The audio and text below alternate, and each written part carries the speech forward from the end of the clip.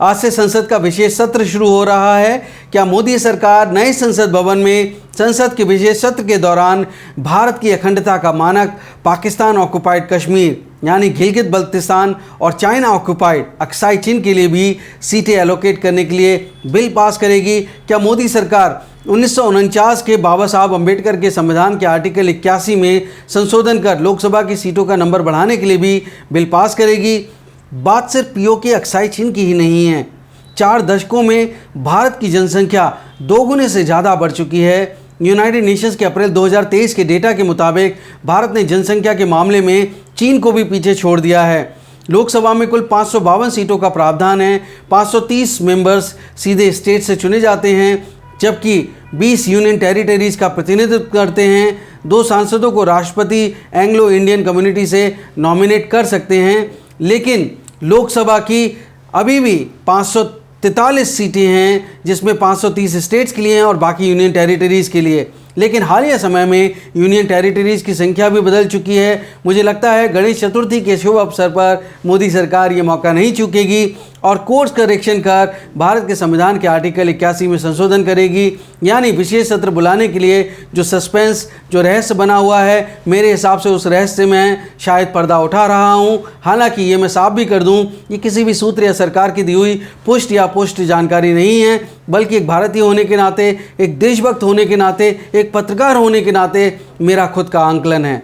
नमस्कार, मैं शैलेश कुमार। मेरे यूट्यूब मंच न्यूज़ एसआईटी में आपका बहुत बहुत स्वागत है। 28 मई को नए संसद भवन का उद्घाटन भारत के गौरवमयी इतिहास में नया अध्याय था और अब जब मोदी सरकार ने 18 सितंबर से संसद का विशेष सत्र बुलाया है और गणेश चतुर्थी के शुभ मौके पर 19 तारीख को नए संसद भवन में संसद का विशेष सत्र बैठेगा, तो भारत सरकार को इतिहास और संविधान दोनों बदलने की आवश्यकता होगी।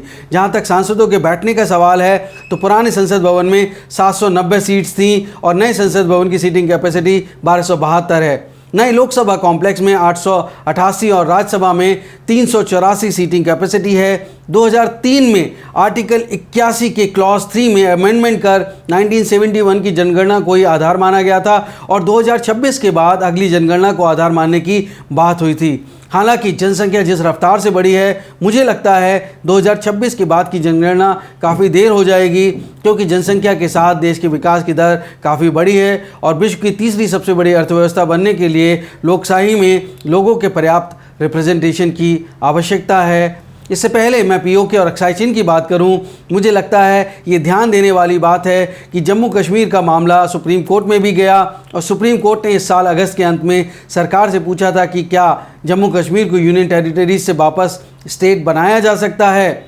मार्च 2020 में जम्मू कश्मीर में डिलिमिटेशन कमीशन बना था, जिसके बाद जम्मू कश्मीर असेंबली में सीटों की संख्या बढ़ाकर 114 हो गई, जिसमें 24 सीटें पाकिस्तान ऑक्युपाइड कश्मीर में पड़ती हैं और बाकी 90 सीटों में 43 सीटें जम्मू में हैं और 47 कश्मीर डिवीज़न में। मीडिया रिपोर्ट्स के मुताबिक सरकार की तरफ से पक्ष रखते हुए सॉलिसिटर जनरल तुषार मेहता ने कहा था कि जम्मू कश्मीर को वापस राज्य का दर्जा मिल सकता है। स्टेट रीऑर्गेनाइजेशन में सबसे पहला बदलाव जो था वो 1956 में हुआ, जब स्टेट्स की संख्या 500 थी, लेकिन यूनियन टेरिटरीज के लिए 20 नई सीट जोड़ी गई। संविधान का आर्टिकल 81 साफ कहता है कि लोकसभा की कंपोजिशन पॉपुलेशन को सही से रिप्रेजेंट करना चाहिए। वैसे तो 2001 की जनगणना के बाद ही लोकसभा और असेंबली सीट्स के नंबर पर लगी रोक हट जानी चाहिए थी, लेकिन फिर भी इसे 2026 के बाद की जनगणना तक टाल दिया गया था। लेकिन अब जब भारत दुनिया का सबसे बड़ा जनसंख्या वाला देश बन गया है, तो वाइब्रेंट डेमोक्रेसी के लिए ज़रूरी है कि आर्टिकल 81 में अमेंडमेंट होकर उत्तर प्रदेश, बिहार और मध्य प्रदेश जैसी स्टेट्स को सही रिप्रेजेंटेशन मिले। अब बात करते हैं पीओके और अक्साई चीन की। तो गोड्डा से बीजेपी सांसद निशिकांत दुबे, जो 2 बार प्राइवेट मेंबर बिल लेकर आए, उन्होंने 7 साल पहले लोकसभा में पीओके की 5 सीटें और जम्मू एंड कश्मीर असेंबली में 24 सीटों की मांग की थी। 2017 में उन्होंने 5 सीटें लोकसभा और 1 सीट राज्यसभा की मांग की और उन्होंने एक प्राइवेट बिल इंट्रोड्यूस किया। लेकिन इस तरह के बिल को पास करने के लिए रिपील हो चुके आर्टिकल 370 की जगह संविधान संशोधन से आर्टिकल 370A की आवश्यकता होगी।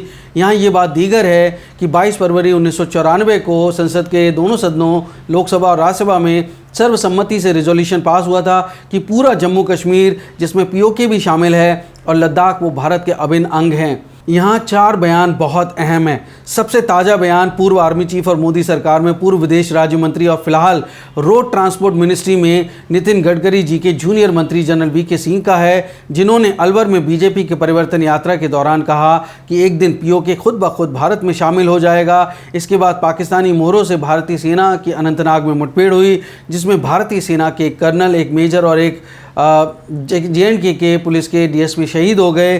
दूसरा बयान जम्मू एंड कश्मीर के लेफ्टिनेंट गवर्नर मनोज सिन्हा का है, जिन्होंने 7 मार्च को पाकिस्तान ऑक्युपाइड जम्मू एंड कश्मीर के विस्थापितों के लिए भोर कैंप के उद्घाटन के दौरान अखंड भारत की बात कही। उन्होंने कहा कि माता वैष्णो देवी और बाबा अमरनाथ जी की कृपा से संसद में किए उस वादे को पूरा कर लिया जाएगा, जिसमें कहा गया था कि पाकिस्तान ऑक्युपाइड जम्मू एंड कश्मीर भारत का अभिन्न अंग है। इसके अलावा तीसरा महत्वपूर्ण बयान जो रक्षा मंत्री और बीजेपी के सीनियर लीडर राजनाथ सिंह ने पिछले साल अक्टूबर के में शौर्य दिवस के मौके पर दिया था। मोदी सरकार जो चीन घुसपैठ के मुद्दे पर विपक्ष के निशाने पर है, अगर आर्टिकल 81 में संशोधन कर पीओके और अक्साई चिन्ह में लोकसभा या राज्यसभा की सीटें तय करने में सफल हो जाती है तो चुनाव में से बीजेपी को तीसरी बार बहुमत की सरकार बनाने का मौका मिल सकता है। यहाँ मैं आपको साफ कर दूँ कि जो चौथा सबसे अहम बयान था वो हमारे गृह मंत्री अमित शाह जी का था, जब उन्होंने पार्लियामेंट में कहा था कि पीओके और अक्साई चिन्ह भारत का अभिन्न अंग है और एक दिन हम इसे लेकर रहेंगे। तो इसलिए मुझे लगता है कि आर्टिकल 81 में बदलाव कर पीओके और अक्साई चिन्ह की सीटें लोकसभा और राज्यसभा में तय करना इसलिए भी ज़रूरी है क्योंकि आर्टिकल 370 हटाए जाने की पहली बरसी से पहले पाकिस्तान ने नया मैप जारी किया, जिसमें भारत के नियंत्रण वाला पूरा जम्मू कश्मीर के अलावा सियाचिन ग्लेशियर और गुजरात के सरक्रीक जूनागढ़ को अपना हिस्सा बता दिया। चीन की भी मिनिस्ट्री ऑफ नेचुरल रिसोर्सेज ने अपने नए मैप में कार्टोग्राफिक चेंजेस करके भारत के अरुणाचल प्रदेश और अक्साई चिन्ह को भी अपना हिस्सा दिखा दिया था। इससे पहले नेपाल ने भी भारत के कुछ हिस्सों को अपने मैप में दिखाया था। इसलिए ज़रूरी है कि मोदी सरकार संसद में अखंड भारत का न सिर्फ मैप जारी करे बल्कि लोकसभा, राज्यसभा और जम्मू और कश्मीर और लद्दाख को लेकर लोकसभा और राज्यसभा में ज़रूरी कदम उठाए। उम्मीद करता हूँ आपको ये स्टोरी पसंद आई होगी। अगर आप चैनल पर नए हैं तो मेरा चैनल सब्सक्राइब कर लीजिए। सब्सक्रिप्शन बिल्कुल फ्री है। अगर आप मेरे कंटेंट को न्यूज़ SIT को सपोर्ट करना चाहते हैं तो मेंबर बनकर आप ज्वाइन कर सकते हैं। न्यूज़ SIT पर आपके साथ के लिए आपका बहुत बहुत धन्यवाद। जय हिंद, वंदे मातरम।